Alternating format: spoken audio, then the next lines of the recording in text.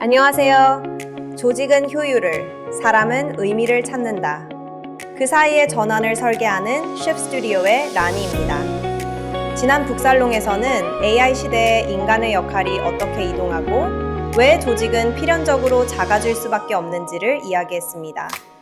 인간은 실행자가 아니라 의미를 판단하고 결정에 책임을 지며 방향을 설계하는 존재로 이동하고 있다는 이야기였죠. 그렇다면 이제 이런 인간들이 모인 조직은 과연 어떤 구조로 진화해야 할까요? 오늘은 두 권의 책을 통해 이 질문에 답해보려 합니다. 오늘의 두 권 첫 번째 책은 Reinventing Organisations입니다. 프레데릭 라루가 쓴 이 책은 조직을 하나의 기계가 아니라 하나의 살아있는 유기체로 바라봅니다. 두 번째 책은 Work Rules입니다. 라즐로 복이 구글에서의 실제 경험을 바탕으로 성과를 만드는 조직은 무엇을 줄이고 무엇을 남기는지를 보여줍니다. 첫 번째 책, Reinventing Organizations.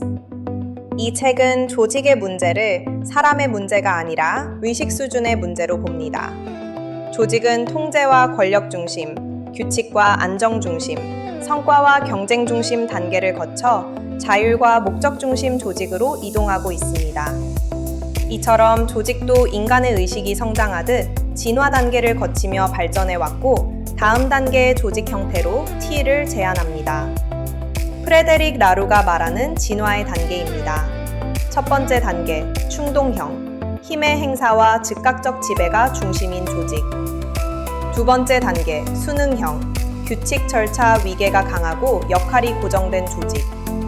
세 번째 단계, 성취형, 혁신, 성과, 책임을 강조하는 경쟁 중심 조직. 네 번째 단계, 다원형, 권한 위임, 가치, 문화 중심의 참여형 조직.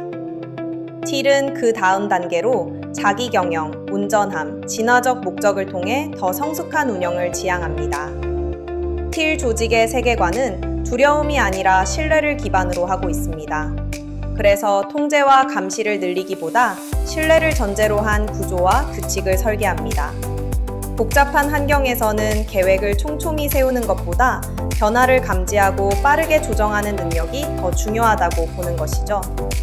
틸 조직의 핵심은 세 가지입니다. 1. 자기 경영, 위계를 넘어 분산된 권력으로 운영하기. 2. 온전함, 프로페셔널 가면을 벗고 사람답게 일하기. 3.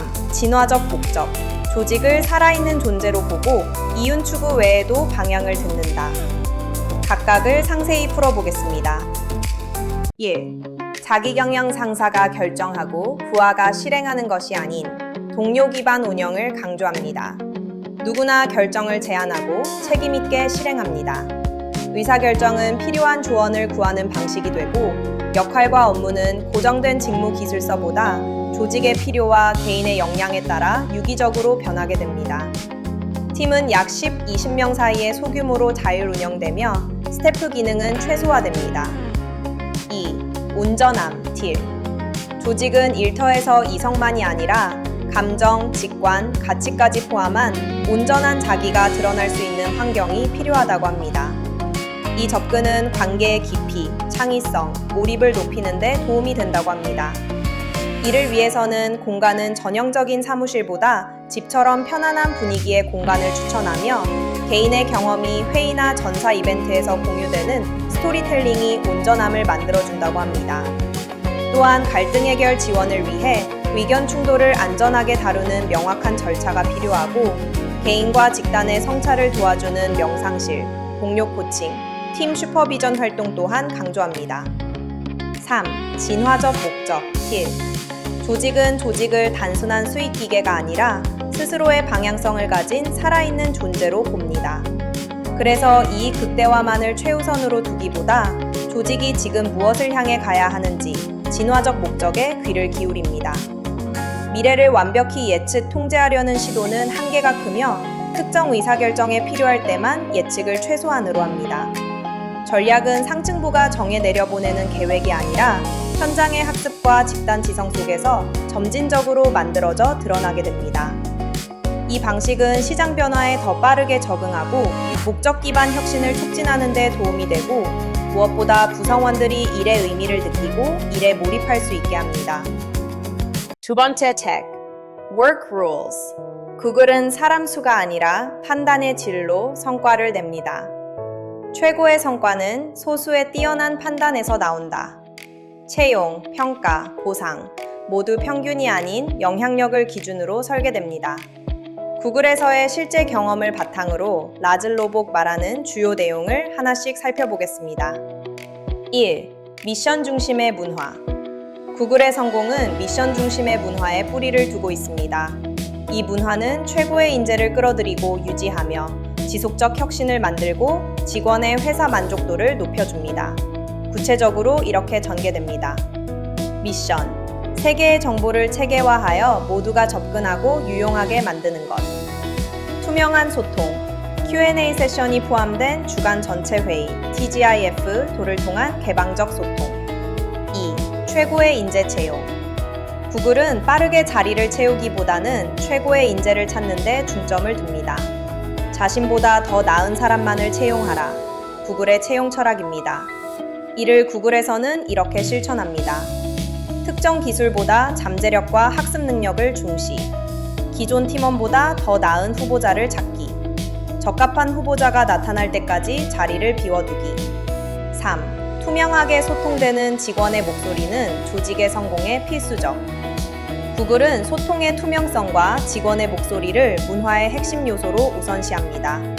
이를 위해 제품 로드맵과 이사회 발표를 포함한 회사 정보를 널리 공유하고 개방적 토론과 이견을 장려합니다. 연례 구글 가이스트 설문조사를 포함한 다양한 채널을 통한 직원 피드백 수집합니다. 이러한 개방적 소통은 신뢰를 구축합니다. 그 결과 다양한 관점의 이야기가 모여 더 나은 의사결정을 돕습니다.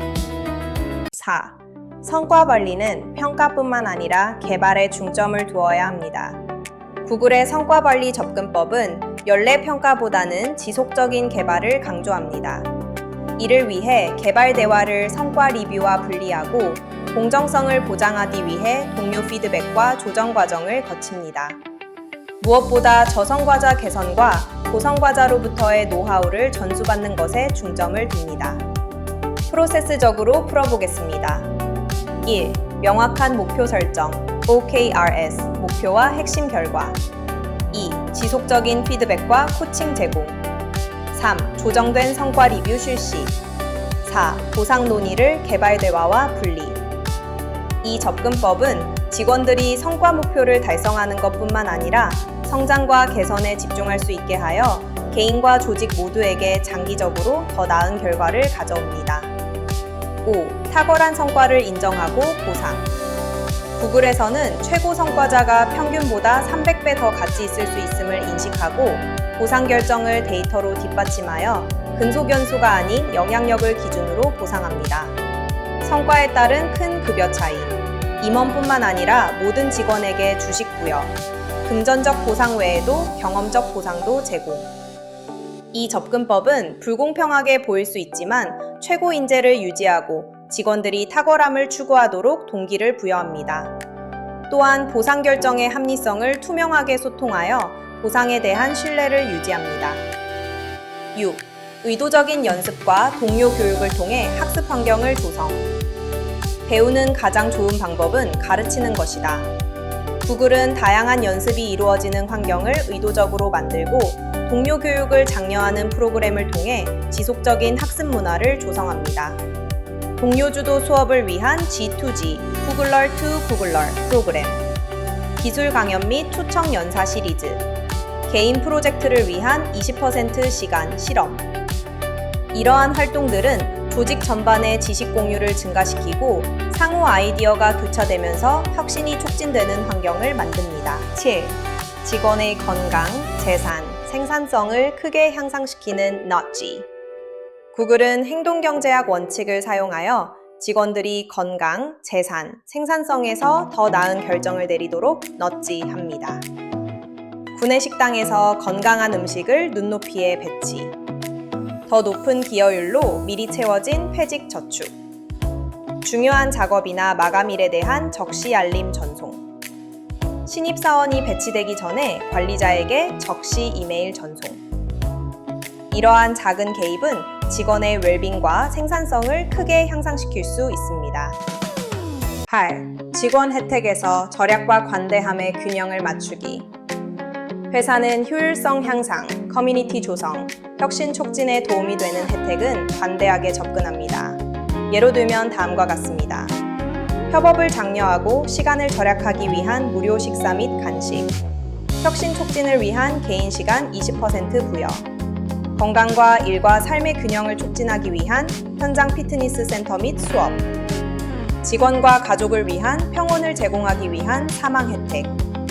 이처럼 회사의 가치와 직원의 필요에 맞는 혜택을 신중하게 선택함으로써 구글은 최고의 인재를 끌어들이고 유지하면서 비용 효율성을 유지합니다.